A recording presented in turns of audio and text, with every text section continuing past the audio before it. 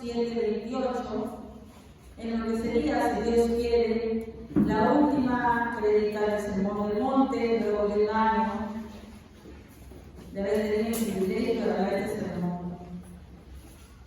Hoy concluimos y Dios así lo quiere. Mateo 7:28-29. Mateo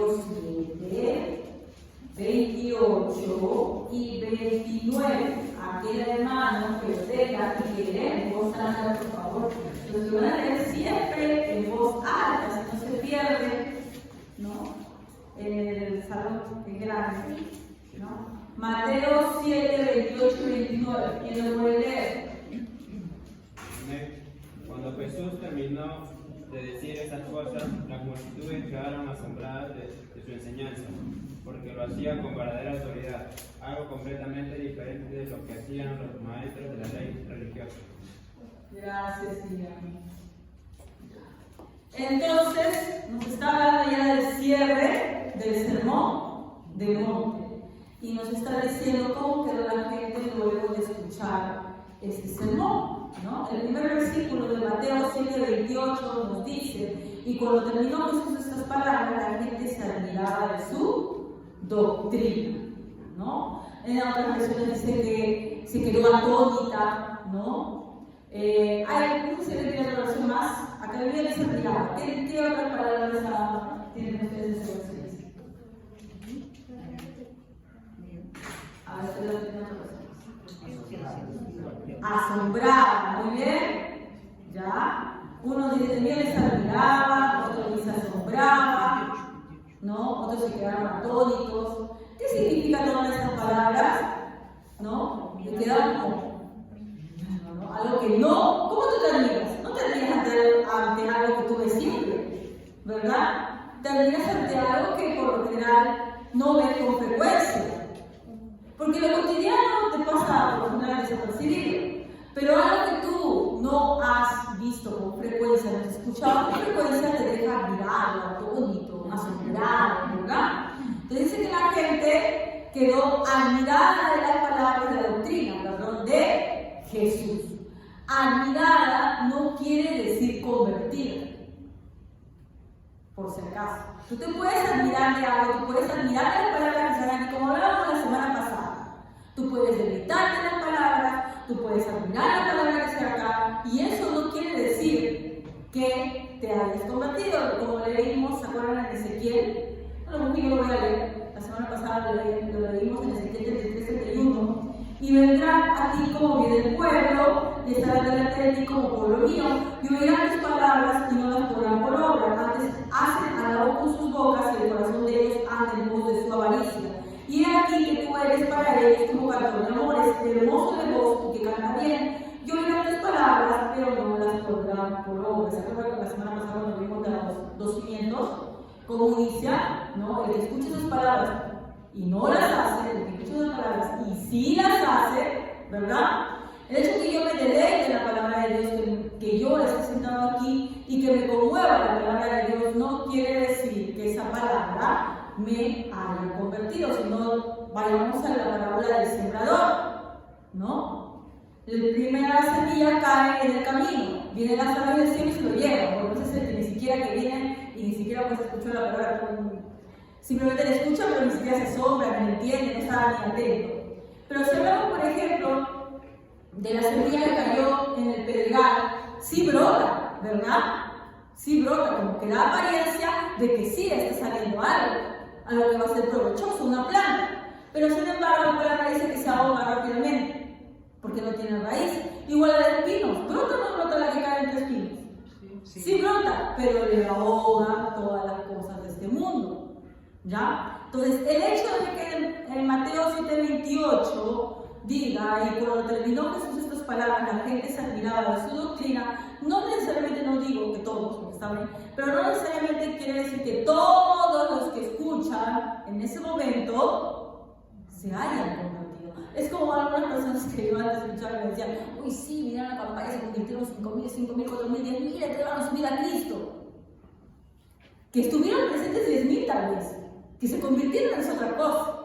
Hace poco escuchaba al predicador MacArthur diciendo que ustedes saben que es una gran iglesia la que él dirige y tienen varias sucursales, y decía que en un año había casi 190.000 personas que se habían bautizado.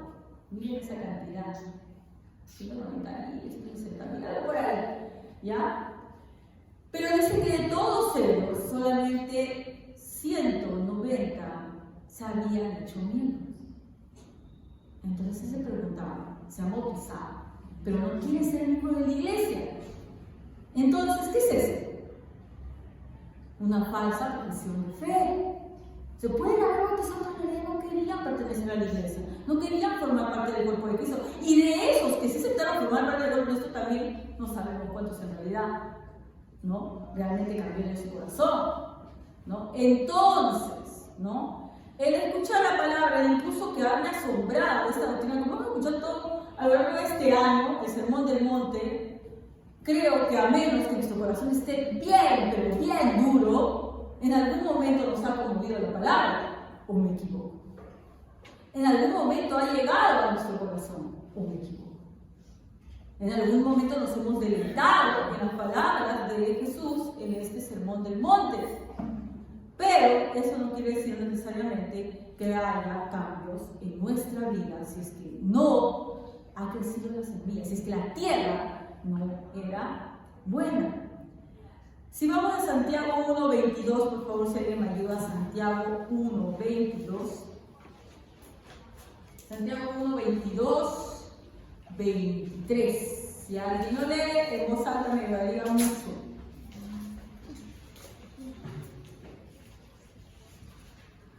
Amén.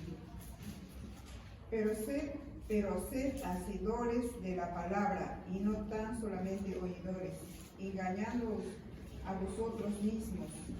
Porque si alguno es oidor de la palabra, pero no hacedor de ella, este es semejante al hombre que considera en un espejo su rostro natural. Continúa. Porque él se considera a sí mismo y se va y luego olvida cómo era. Hasta ahí. ¿Se dan cuenta de lo que dice Santiago? ¿No? Ser hacedores de la palabra y no tan solamente oidores, engañándonos a vosotros mismos. Porque, y hace una comparación, ¿no? Alguien que escucha sus palabras pero no las hace, es semejante a un hombre que se ve a un espejo, ¿no? Cuando tú ves a tu espejo, ¿qué te ves? Mi cara, hermano. ¿Qué te ves? ¿No? Te ves como eres, ¿verdad? No sé, algo que está mal, ¿no? Quizás no te has lavado bien la cara, que lavaste bien, ¿no? ¿Sí o no? Te has salido manchas, te has salido granitos, estás despeinado, todo desordenado. ¿Y qué si te ves todo desordenado, todo despeinado? Me arreglo, ¿sí o no? Pero Santiago nos dice que el que escucha estas palabras y no las hace es como aquel que se ve al espejo, se ve todo desarreglado y sigue con su camino, no hace nada más. Observa, porque la palabra te hace ver lo que está mal en ti. Pero si no hay ningún cambio, eres simplemente oidor y no hacedor, ¿no? Y dice, porque si alguno es oidor de la palabra, pero no hacedor de ella, es semejante al hombre que considera en un espejo su rostro natural, porque él se considera a sí mismo y se va y luego se olvida cómo era. Mas el que mira atentamente en la perfecta ley, la de la libertad, persevera en ella, no siendo oidor olvidadizo, sino hacedor de la obra. Este será bienaventurado en lo que hace. ¿Cómo seremos nosotros? ¿Seremos oidores olvidadizos? ¿A quién le dice Santiago oidor olvidadizo? Al que solamente escucha, pero no lo hace. ¿Verdad? Oidor olvidadizo. Porque escucha, pero no hace. Entonces, Mateo 7:28, cuando nos habla que terminó ese sermón nuestro Señor Jesucristo y la gente que daba mirada de su doctrina, no necesariamente nos habla de que todos estuvieron convertidos, ¿no? Pero sí se miraba. Ahora, ¿por qué? Para eso vamos a Mateo 7:29, corresponde por qué la gente estaba admirada. En Mateo 7:29 nos dice, porque les enseñaba como quien tiene autoridad y no como los escribas. ¿Ya? Entonces ahí nos está dando la explicación de por qué la gente estaba admirada, porque estaban acostumbrados a un tipo de enseñanza. Y cuando Jesús pronuncia el sermón del monte es totalmente diferente a como lo decían los escribas. ¿Quiénes eran los escribas, hermanos? Los maestros de la ley. Los maestros de la ley, ¿verdad? En su mayoría, por lo general, eran fariseos. En su mayoría, no digo que todos fueran fariseos, pero en su gran mayoría los escribas de la ley eran fariseos. En el Sanedrín, donde se reunían, habían saduceos y fariseos. ¿Ya? Los fariseos eran los más pegados y estrictos.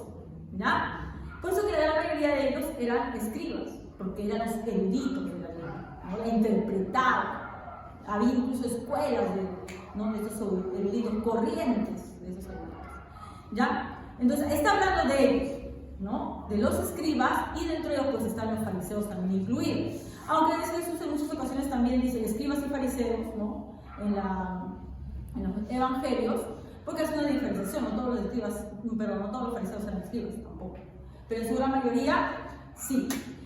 Entonces, dice que Jesús enseñaba con autoridad, no como los escribas. Y eso es lo que vamos a centrarnos más hoy día, ¿no? La diferencia entre nuestro Señor, entre Jesús y ¿quién? Y los escribas, ¿no? O fariseos. ¿Qué diferencias había? Vamos a ver, ¿ya? Yo lo voy a subir ahí para poder hacerlo todo de cuadrito acá, porque si lo comienzo por acá, o luego para este lado. Ya, la primera diferencia entre escribas y Jesús, vamos a ver cómo citaban. Los escribas, me pueden por acá escribas, ¿ya? Un cuadrito lo van a hacer. Por aquí escribas y por aquí a nuestro Señor Jesús. ¿Ya? Primera diferencia. Los escribas siempre se basaban en una autoridad rabínica. ¿Qué es un rabí? Un maestro, ¿verdad? Ellos citaban a maestros, ¿ya? Entonces, ellos citaban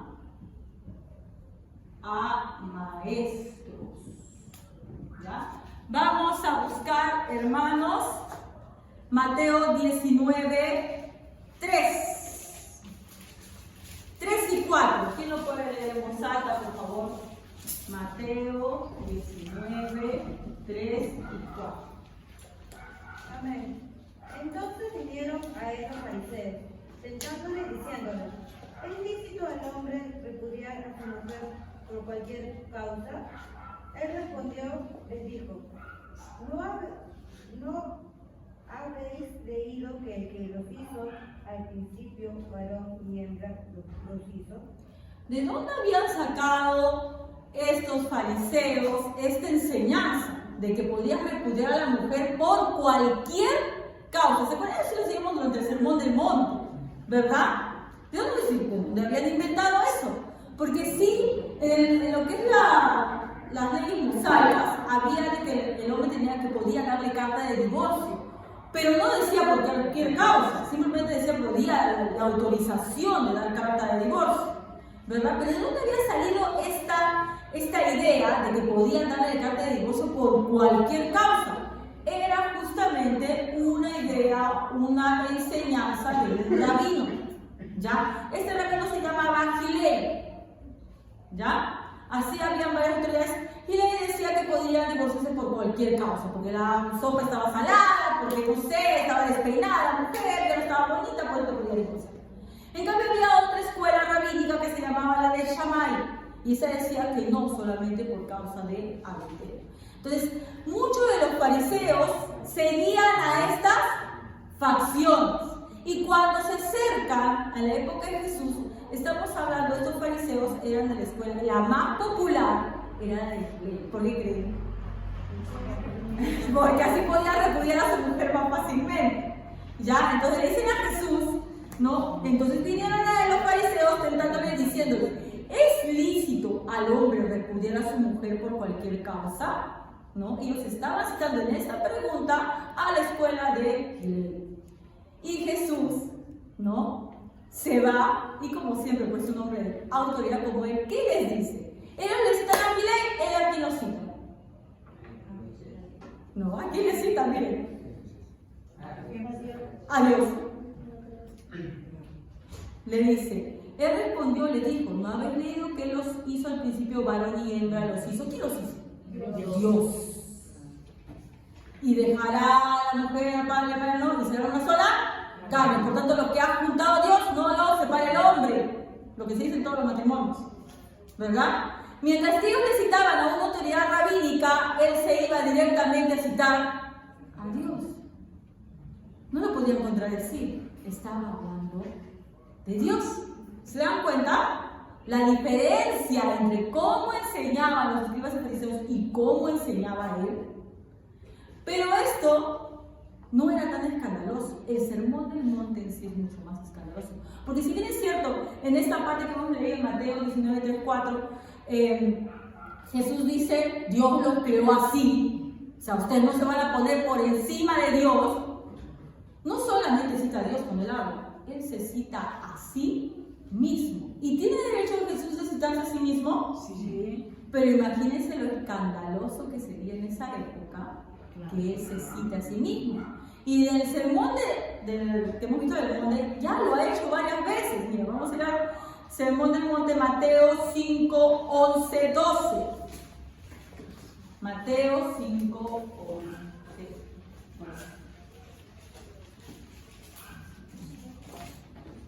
¿Quién lo puede leer? Amén.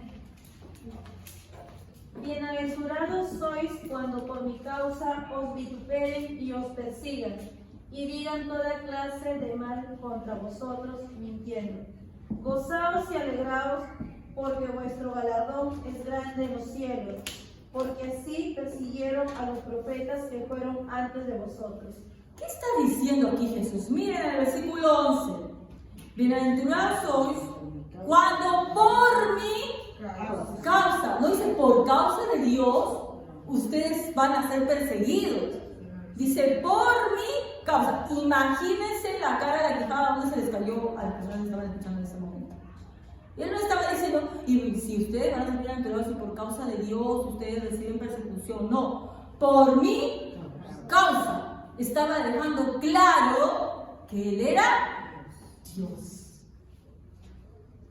¿Ya? Imagínense el escándalo. Estaba diciendo que él era Dios porque decía, por mi causa ustedes sean perseguidos.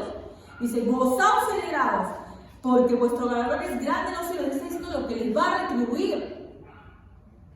¿Quién es el único autorizado a retribuirte? Dios. Y él estaba diciéndolo de esa manera. Por lo tanto, la cara de esa persona se había quedado pues totalmente desencajada de la quijada. ¿Por qué? Porque estaban escuchando de un hombre que estaba diciendo que él tenía esa autoridad. ¿Ya? Otro más, aunque hay varias muestras. Mateo 7, 21. Lo que leímos hace poco, Mateo 7, 21, 22, 23. Mateo 7.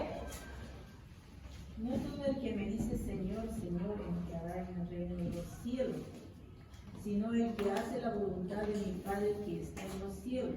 Muchos me dirán en aquel día, Señor, Señor, ¿no profetizamos en tu nombre?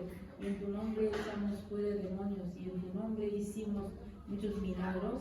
Y entonces les declararán, nunca os conocí, apartados de mí, hacedores de maldad. ¿Qué está diciendo él? Muchos vendrán, dice, y me dirán, Señor, Señor, en tu nombre. Una vez más está mencionando que Él es Dios, porque está diciendo en tu nombre, ¿no? Dice, entrará al reino de los cielos, sino el que hace la voluntad de Padre. Muchos me dirán aquel día, Señor, Señor, no profetizamos en tu nombre, y en tu nombre echamos fuera demonios, y en tu nombre hicimos muchos milagros. Así cuando leemos nos parece un versículo que hemos leído 3000 veces, y lo hemos leído 3000 veces. Pero pongámonos en el contexto. Él está hablando del mismo. Él nos dice, muchos llegarán al Padre, a Dios, y le dirán, Dios, en tu nombre hemos botado demonios, en tu nombre, y Él les va a decir, apartados de mí, hacedores de maldad. Él no dice eso. El que está diciendo, en mi nombre. Está diciendo que Él es Dios. Entonces aquí cae cualquier idea o enseñanza que diga que Jesús es simplemente un profeta, un mensajero de Dios. Él se está diciendo, o sea, el único versículo donde dice que Jesús es yo soy el camino, la verdad y la vida, ese es uno de los versículos más conocidos. Pero todos los evangelios están poblados de muchas palabras de Jesús diciendo que Él es Dios. Acá también dice más abajito, dice, Él les declararé. Y les declararé. Claro, imagínense escuchar eso. Y yo les voy a declarar, ustedes apártense de mí, hacedores de maldad, porque se está dando la autoridad de que Él va a decir quién entra y quién se queda fuera. ¿Ya? Entonces nosotros lo escuchamos habitual porque para nosotros Jesús es nuestro Salvador, Jesús es Dios. Pero estamos hablando de una época en la cual Él estaba presente. Imagínense si algún fariseo se está escuchando o escriba de la ley. Por eso se querían matarlo. ¿Ya? Querían matarlo por eso. Porque desafiaba la autoridad de Dios también. Y al final, cuando termina tramando su muerte, ellos nos dicen que es malo. Ellos dicen que tiene señales, pero no les importa porque no quieren perder su autoridad. ¿Ya? Entonces continuamos. Otra diferencia. Acá los escribas, aunque eran eruditos de la ley, no entendían la palabra. Decían que lo entendían, la interpretaban para los demás, pero ellos no entendían la palabra. Mateo 15:14, por favor. ¿Qué nos dice Mateo 15:14?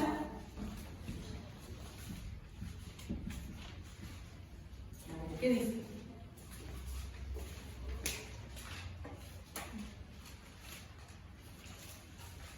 Si alguien no tiene, lo pueden leer. Los hermanitos que no han leído, por favor. 15, 14.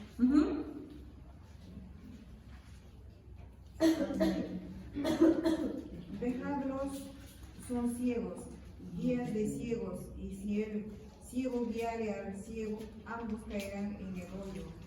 ¿Qué está diciendo Jesús que son? Ciegos. ¿Ya?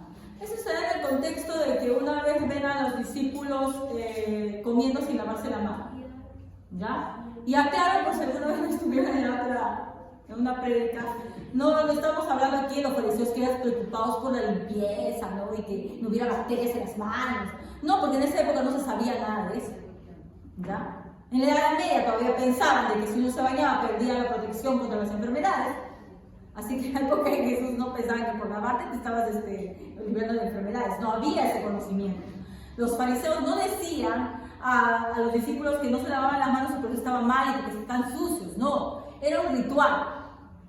Para ellos era simplemente un ritual, no era limpieza, por si acaso. ¿Ya?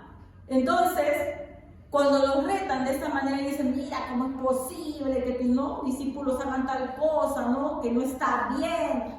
Y él responde, ¿y por qué ustedes quebrantan el mandamiento de Dios? O sea, le dice, ustedes están fijándose en el mosquito y se tragan el camello. ¿Ya? Después él dice, déjalos. Cuando sus discípulos dicen, ¿qué tenían esto? Él dice, déjalos. Son ciegos, guías de ciegos. Como vimos también en el Sermón del Monte, ancho y espacioso es el camino de la perdición. Y muchos entran por él. También vimos en los falsos profetas. Los falsos profetas, ¿qué tienen? Falsos seguidores, falsos creyentes. Atraen falsos creyentes. Cuando Jesús dice, dejadlos, son ciegos, guías de ciegos, está hablando no solamente de eso, de ellos, perdón, de los que le siguen. Son ciegos, guías de ciegos. O sea, hablan, ni siquiera entienden lo que están hablando.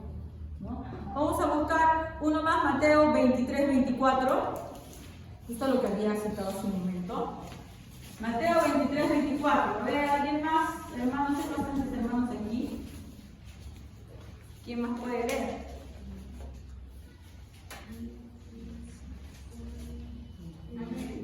Guías ciegos que coláis el mosquito y tragáis el camello. Una vez más le dice ciegos, ¿no? Que coláis el mosquito y te tragáis el camello, porque estaban muy preocupados por minucias y no por lo más importante, ¿no?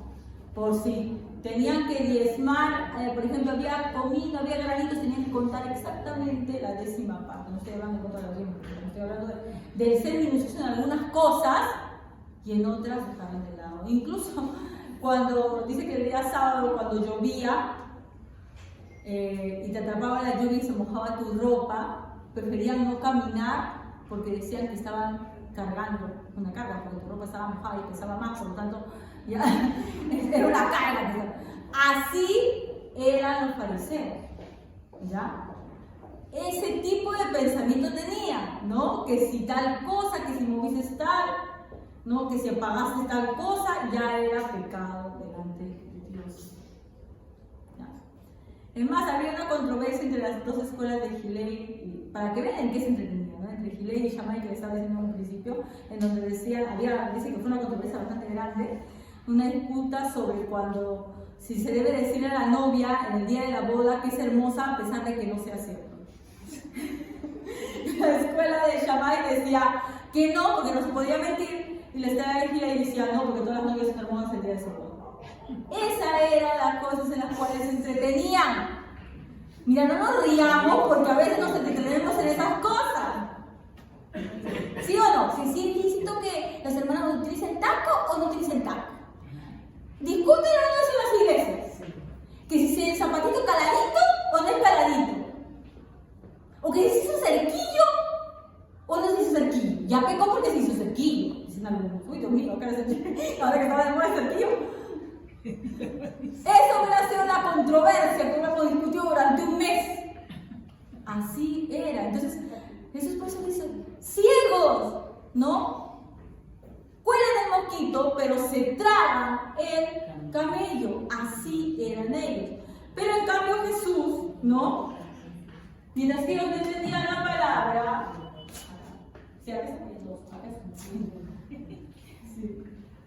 Él es dueño de la palabra, por lo tanto, Él la maneja de la palabra. Vamos a Mateo 5. Sí voy a pedir que me ayuden varios, ¿ah? Mateo 5, 21-22, ¿qué dice? Mateo 5, 21-22, en voz alta, rapidito.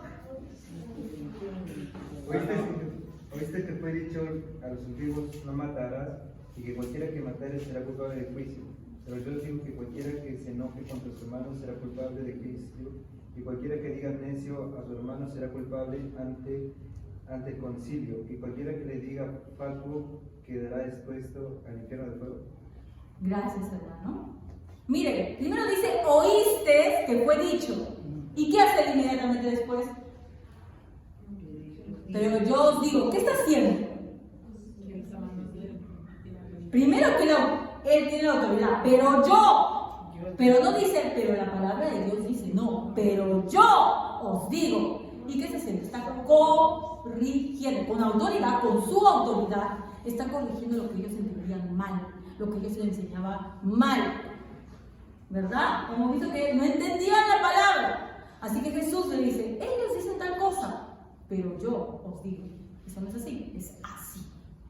¿Verdad? Y de ese mismo versículo vemos también el 27 y 28. A ver, ¿quién lee el 27 y 28? Ahí mismo. Sí. Amén. Ustedes han oído que se dijo, no cometas adulterio. Pero yo les digo que cualquiera que mira a una mujer y la codicia haya cometido adulterio con ella en el corazón.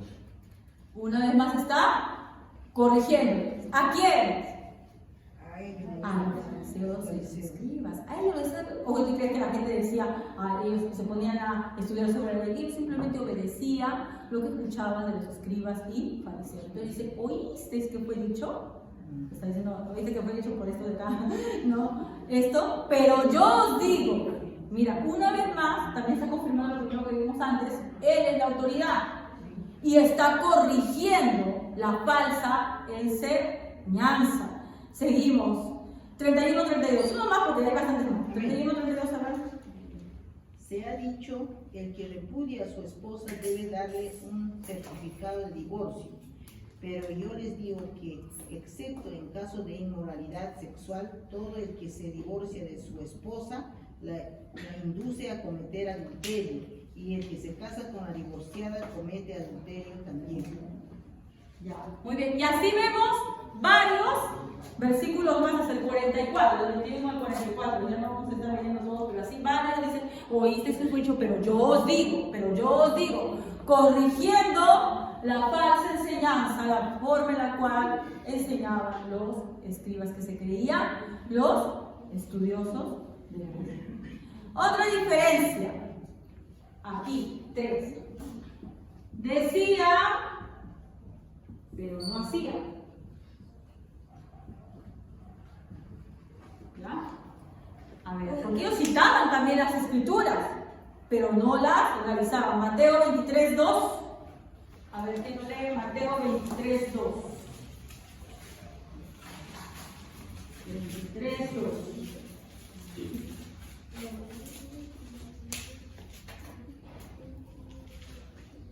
En la cátedra de Moisés se sientan los escribas y los fariseos. 3. Sí, 3. Así que todos los que digan que guardarlo y hacerlo, más no hagáis conforme a las obras, porque dice y no hace. ¿Escucha? Si bien es cierto, los fariseos escribas enseñaban mal, pero también citaban partes del Torá, partes de las escrituras. Y eso estaba bien, las citaban, pero decían, escúchenos, ¿verdad? Pero no hagan como ellos hacen. ¿Por qué? No hagan conforme a sus obras, dicen, porque dicen y no hacen. Así que todo lo que os digan que guardéis, guardadlo y hacerlo. Mas no hagáis conforme a sus obras, porque dicen y no hacen, ¿verdad? Porque ellos hablaban citando las escrituras, pero no lo hacían. ¿Ya? En cambio, Jesús es todo lo contrario. Mientras que ellos decían, pero no hacían, Jesús, ¿qué hace? Cumple las escrituras. Y esto lo vamos a ver en varios libros. Vamos a ver uno que lo vimos en Mateo, no me equivoco, es 5, Mateo 5:17.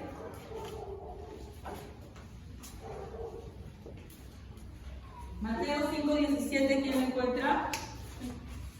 No penséis que he venido para abrogar la ley o los profetas. No he venido para abrogar, sino para cumplir. ¿No? Cuando escuchaba esa enseñanza uno decía, ay, él está contradiciendo a los fariseos, ¿no? No, yo he venido a cumplir realmente como se debe cumplir las escrituras, ¿no? Y él es el único que ha sido capaz de cumplir con la ley. Después de él o antes de él, nadie más pudo. Y nosotros somos justificados porque él pudo hacerlo. Porque nosotros por la ley estamos muertos. Porque la ley nos permite ver simplemente que somos pecadores, como decía Pablo, ¿no? Y hay yo esto, ¿no? La ley, ¿qué me dice? Estoy muerto. Es imposible. Es más, tú escuchas el sermón del monte, como lo dijimos algunas semanas, te das cuenta que no lo puedes cumplir, que eres inútil. Y eso, si es que realmente ha trabajado el Espíritu Santo en tu corazón, te hace ir a los pies de Cristo, y es Cristo, que es el único que cumplió la ley, el que te justifica si es que tú te arrepientes, ¿no? Y en pobreza de espíritu, tú le pides a él. Entonces, él, al contrario de los fariseos, no solamente decía, él hacía, él cumplía, y él vino a cumplir todo lo que los profetas habían dicho anteriormente. Otro, el último, estorbaban a la salvación. Estos eran tropiezos para las personas que en algún momento tal vez se habían sentido remordidas, ¿no? Y más bien eran como los falsos profetas que están en la puerta para desviarlos para otro lugar. Mateo 23:4. Mateo 23:4. ¿Qué dice Mateo 23:4?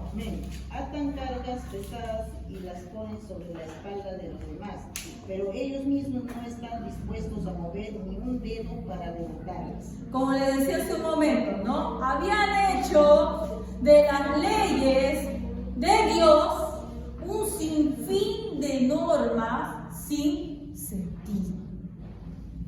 Que si tu mula se caía, que si lo podías sacar o no, ¿no?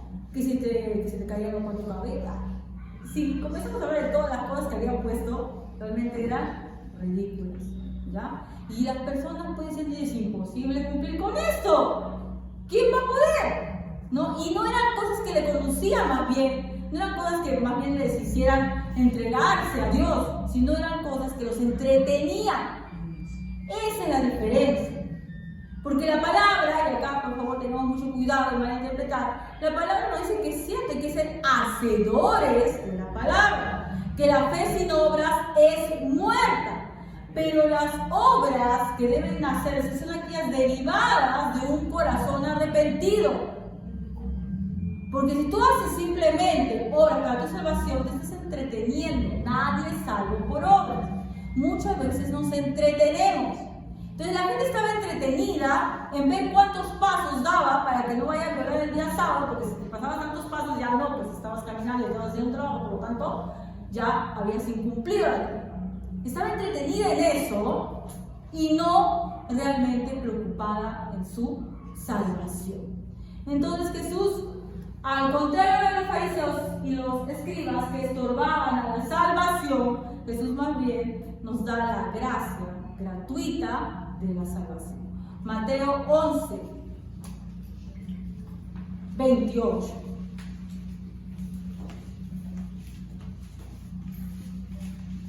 Gracia gratuita de la salvación. Vengan a mí todos los que están cansados y cargados, y yo les haré descansar. ¿Qué dice, hermana? Otra vez, por favor, léalo. Vengan a mí todos los que están cansados y cargados, y yo les haré descansar. Continúa, el siguiente. Tomen mi yugo sobre ustedes y aprendan de mí, que yo soy manso y humilde de corazón, y hallarán descanso para sus almas. 30. Porque mi yugo es fácil y ligera mi carga. Porque mi yugo es fácil y ligera mi carga. ¿Qué están diciendo? Todas esas cosas que le están atando a ustedes un montón, que tal cosa, que si caminas, que si no caminas, que si está mojado tu ropa, que si se pesa o no pesa. Déjenlo. Mi yugo es fácil y ligera mi carga. Pero hermana, no le entiendo. Porque usted en el Sermón del Monte nos ha hecho ver que es muy difícil, que nosotros, muy difícil no, perdón, imposible que cumplamos. Por lo tanto, es difícil, hermana. ¿Cómo que mi yugo es fácil y ligera mi carga? Es difícil, hermana. ¿Dónde está la facilidad ahí? ¿Dónde está la facilidad? Cristo. Si tú vas a querer hacerlo por tu propia fuerza, te vas a dar cuenta que eres un fracaso. Pero cuando tú acudes a los pies de Cristo, es Cristo el que hace la obra. Él es el que lleva nuestras cargas. Entonces yo no hago nada, hermano. Entonces se contradecía con lo que dice que es ser hacedores de la palabra. Cuando Cristo trabaja en tu corazón, no es una carga hacerlo. No es que, ¡ay, qué difícil! No. Te deleitas en ello. No te estás quejando porque te tocó algo. No, te deleitas. Por eso su yugo es fácil y ligera su carga. Porque no tienes que estar preocupando que si sí, que no, que cumplí o no. Una vez que el Espíritu Santo trabaja en ti, eso fluye de ti. Esa es la evidencia de que eres salvo. Si a ti te molesta, te es tedioso, estorboso trabajar para Cristo, es que todavía Dios no te ha amanecido en el corazón. Y eso no es un insulto, hermanos. Porque para que seamos convertidos, para convertirnos, para yo sanarme, primero tengo que darme cuenta que estoy enfermo, perdón. Para yo necesitar, primero tengo que darme cuenta que estoy muerto. ¿Entienden? Porque a veces he escuchado mucho cuando hemos estado predicando este último año. Ay, hermano, entonces nadie se salva. ¿Qué prefieres? ¿Darte cuenta aquí? O cuando estés junto a Dios te diga, Señor, Señor, en tu nombre yo fui a la iglesia todos los días. Te diga, apártate de mí, no te conocí. ¿Qué es mejor? Porque si te das cuenta aquí, Dios te está mostrando su amor. No lo tomen como insulto, como ofensa, como decir, hermana, que yo no, quién sabe, no soy salvo, qué barbaridad, ya uno lo hace sentir mal ya.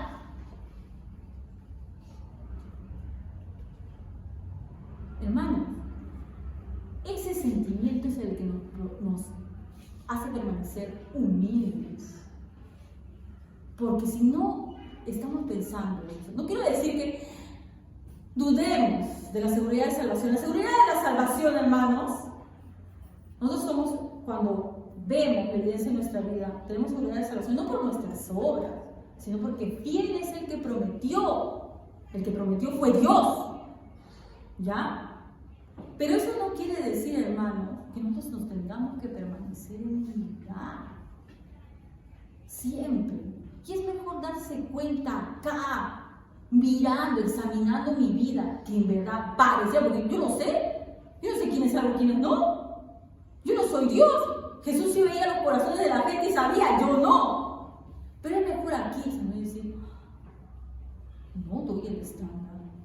A que luego cuando esté frente a Él, me dé con el gran chasco. Y ahí ya no haya nada que hacer.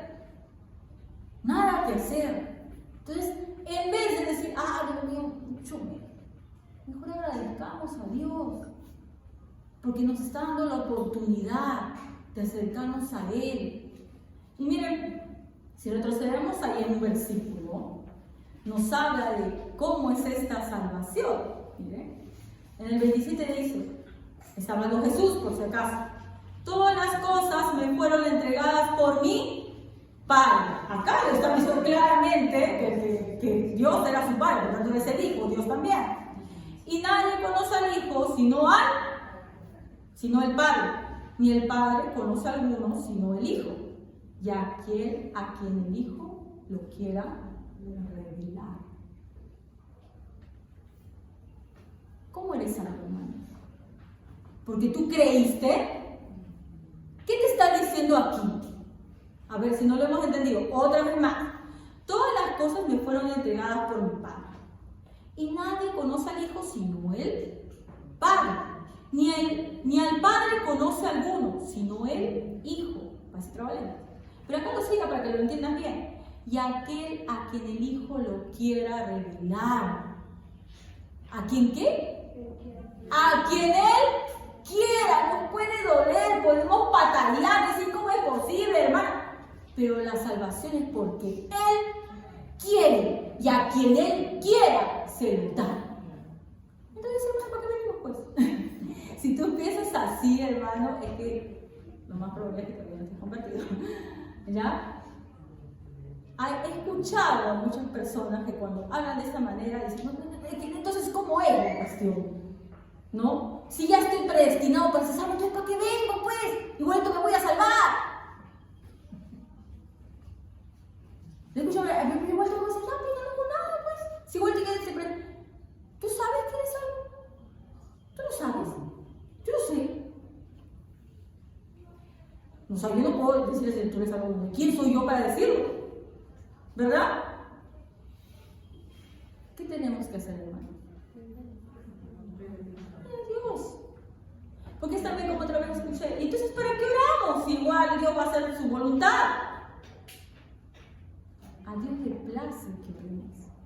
Uno, para moldarnos en su voluntad. Porque el problema ahí no es que Dios cambie. Es que tú entiendas y tú cambies. No es que Dios se te haga conformar a tus deseos, a lo que tú quieres, a tus necesidades. Es que tú tienes que ser conforme a Dios. Y a Dios, como todo padre, le deleita que sus hijos se le acerquen. Es la forma de comunión. No vamos a Dios como si fuera Papá Noel. A pedir. No. buscamos a Dios porque le amamos. Esa es la verdad de la oración. Cuando alguien me dice, no, ¿para qué oro que sí? Igual la voluntad de Dios se va a cumplir. Para que yo sea conforme a su voluntad. Y porque quiero relacionarme con... O tu hijo solamente te acercas a tu papá cuando le vas a pedir cosas. Puede ser que algunos de ustedes sí solamente se acerquen a sus padres cuando van a pedir cosas. ¿Pero eso qué sería? ¿Un hijo interesado? ¿Sí o no? Si solamente trato bien a mi papá, le hablo bonito cuando le voy a pedir algo que soy, y luego lo ignoro, mi papá me habla y a mí me importa un drama de lo que me dice, soy un interesado, ¿no? Cuando quiero algo, ahí sí. ¿Seremos nosotros hijos interesados? Que solamente acudimos a Dios para sacar nuestra lista como de los útiles escolares que nos dan y a veces parecemos. No digo que seamos, pero parecemos. Y no nos acercamos para tener comunión con Él. El papá te llama a ver y dice, hijito, ven acá, vamos a ver televisión juntos. Ay, papá, qué fastidioso. Te abraza, ay, salga. Pero anda, que quiera algo. Ay, sí, papito, mamita. Así a veces somos con Dios. No oramos para pasar un momento con nuestro Padre Celestial, sino para pedir y pedir nada más. Y la oración, hermanos, no quiere decir, la palabra dice muchas veces, que sean conocidas nuestras peticiones con ruegos ante el Señor, sí lo dice. Porque le agrada que confiemos en Él, que acudamos a Él, pero no como hijos interesados. Entonces, volviendo a donde estábamos, estaba diciendo aquí, si leemos todo completo, ya dice, todas las cosas me fueron entregadas por mi Padre, y nadie conoce al Hijo sino el Padre. Ni el Padre conoce a alguno sino el Hijo, y aquel a quien el Hijo lo quiera revelar. Venid a mí, todos los que estéis trabajados y cargados, y yo os haré descansar. Yo también escuchaba de un predicador antiguo, como el siglo XVIII, que cuando se fue a un lugar donde estaban prostitutas, donde estaban pues toda la gente de los barrios bajos, ¿no? Gente delincuente, fue con esta palabra, ¿no? Venid a mí todos los que están. Y cuando fue a donde estaba la gente acomodada, dijo, generación de víboras. Entonces dice que una señora le dijo, pero ¿por qué nos habla así? Porque cada uno es lo que necesita. ¿No? La gente, no estoy diciendo, la gente que por lo general, y a lo mejor estamos hablando de la época de Jesús, la gente que estaba pues en una vida de pecado, como las prostitutas, los publicanos, no le debías decir que se sienta mal porque ya se sentía mal. La gente no podía ni rozarse con ellos porque eran impuros. ¿Entienden? Pero como una vez le dijo Jesús a un fariseo, ¿no? Los sanos no tienen necesidad de médico. Cuando dijeron, oye, pero no te das cuenta, esta mujer es una... Y mira, si fuera verdaderamente maestro, no dejaría que la tocara esa mujer si sabe que se dedica a esa vida. Y él le dijo, los sanos no necesitan médico. ¿Hay sanos? No. ¿Por qué les dijo eso? Se creían sanos. Los que creen que no tienen pecado no van a acudir a los pies de Jesús. No sienten que lo necesitan. Por eso comienzan las bienaventuranzas con bienaventurados los pobres de espíritu, los que reconocen que necesitan. Por eso acá también nos dice, venid a mí todos los que estéis trabajados y cargados, y yo os haré descansar. Llevad mi yugo sobre vosotros y aprended de mí, que soy manso y humilde de corazón, y hallaréis descanso para vuestras almas, porque mi yugo es fácil y ligera mi carga. Entonces, no estamos en algo prosaica que tú tienes que cumplir, ay, no, tengo que hacer esto, es imposible. Cuando tú acudas al Señor, Él va a transformar tu corazón. Eso que tú crees que te atrae tanto, te deja de atraer. Esas cosas del mundo, mientras más te acercas a Dios, las vas dejando de lado. Igual va a haber gente que te dice, oye, pareces fanático, todo el día escuchando lo mismo y escuchando música cristiana. No es que tú te obligues, es que sientes hambre de eso, y lo otro no, porque sabes ya que no es alimento, lo vas dejando. Por eso Jesús dice, mi yugo es fácil y ligera mi carga. No es que los cristianos seamos todos, como dicen mucho, son unos reprimidos, ¿no? Bueno, puede haber alguno que sí lo estén forzando y vive la represión y por eso viene con su cara de palo y dice, ay, me están obligando a venir. Puede haber alguno. Pero los que han cambiado su corazón en Cristo no sienten esa represión. No sienten, no, saben que no se pierden de nada. No están lloriqueando, ¿por qué no me dejan decir en la fiesta, mamá? Mis amigas, pero no hace eso uno que está convertido porque no necesita eso. Entonces, hermanos, Jesús nos dice que su yugo es fácil y ligera su carga, acudimos a Él en arrepentimiento, ¿no? Estamos viendo que, ¿por qué la gente se asombró? Porque Él hablaba con autoridad. ¿Por qué Él hablaba con autoridad? Porque era Dios. Porque era Dios, no era cualquiera. Vamos a Mateo 28, 18, 20.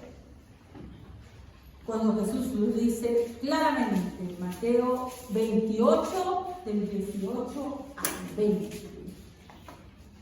Amén. Y Jesús se acercó y les habló diciendo: Toda potestad me es dada en el cielo y en la tierra. Por tanto, id y haced discípulos a todas las naciones, bautizándolos en el nombre del Padre, y del Hijo, y del Espíritu Santo, enseñándoles que guarden todas las cosas que os he mandado. Y he aquí, yo estoy con vosotros todos los días hasta el fin del mundo. Amén. ¿Qué está hablando aquí? ¿Qué dice claramente? Toda potestad, en otra versión dice toda autoridad me es dada, dice, ¿no? ¿Quién se la dio? Dios. El Padre, ¿verdad? Por tanto, ir y hacer discípulos, nuestra encomienda, discípulos a todas las naciones, bautizándonos en el nombre del Padre, del Hijo y del Espíritu Santo, enseñándoles que guarden todas las cosas que os he mandado. No dice todas las cosas que las Escrituras dicen. Os he mandado, porque está hablando Él mismo, Dios. Nosotros tenemos que cumplir lo que la Escritura dice, pero Él dice, está hablando directamente a sus discípulos, lo que yo les he mandado, porque es la autoridad, ¿verdad? Y aquí, yo estoy con vosotros todos los días hasta el fin del mundo. ¿Quién, si no es Dios, puede hacer esto? Que esté con nosotros hasta ahora y hasta el fin del mundo, ¿no? Es por eso que Pablo en 2 de Timoteo 1:12 dice: por lo cual asimismo padezco esto, cuando estaba a punto de morirse, pero no me avergüenzo, pues yo sé a quién he creído. ¿Tú sabes a quién has creído, hermano? ¿Sabes? Miren cómo lo dice Pablo, ¿no? Por lo cual asimismo padezco esto. Acá estaba ya prisionero, a punto de ser asesinado por los romanos, dice, pero no me avergüenzo, porque yo sé a quién he creído. Y estoy seguro que es poderoso para guardar mi depósito para que vive. Seguro. Yo sé en quién he creído. ¿En quién hemos creído? En Jesucristo. Él dice, estoy confiado, a mí no me importa que acá me maten, no me interesa. Yo sé. No porque yo tenga, no porque mi sobra, no porque yo lo he hecho, no. Porque sé que el que prometió es fiel. Y Pablo tenía las evidencias, tenía los frutos. Entonces, hermanos, ¿en quién hemos creído, hermanos? En Cristo. El sermón del monte, miren, es un discurso. Todos los discursos son importantes por la enseñanza que nos da. Pero el sermón del monte es importante por quién lo dijo. Por lo general, un discurso es importante por qué se dice en el discurso. No nos vamos a quedar solamente de la persona que está hablando, sino qué dice, qué enseñanza nos da. Pero el sermón del monte es importante por quién lo dijo. El mismísimo Jesucristo. Y hemos aprendido durante este año todo el sermón del monte. Espero que les haya sido de provecho, hermano. Para mí ha sido he aprendido muchas cosas. Hay muchas cosas que he leído una infinidad de veces, pero que no las había entendido, ¿no? Y que Dios me ha dado la bendición, ¿no? De poder, cosas que he ido muchas veces recién comprenderlas. Que Dios nos siga dirigiendo, hermanos. Ya a partir de cuando me toque la otra día comenzaremos otro, no sé, estoy pensando todavía en qué comenzar. Tengo varias alternativas que Dios ojalá me dirija, Dios me va a dirigir en oración, ¿no? Y podemos continuar para conocer más de la palabra de Dios. Entonces no olviden, hermanos, como dice Pablo, no hay otro fundamento que no sea Jesucristo, ¿no? Él es nuestro único Salvador, nuestro único Redentor, y Él es el que nos justifica, porque nosotros no somos justificados por lo que hagamos, sino por Él, ¿verdad? Vamos a ponernos de pie, hermanos, y vamos a orar.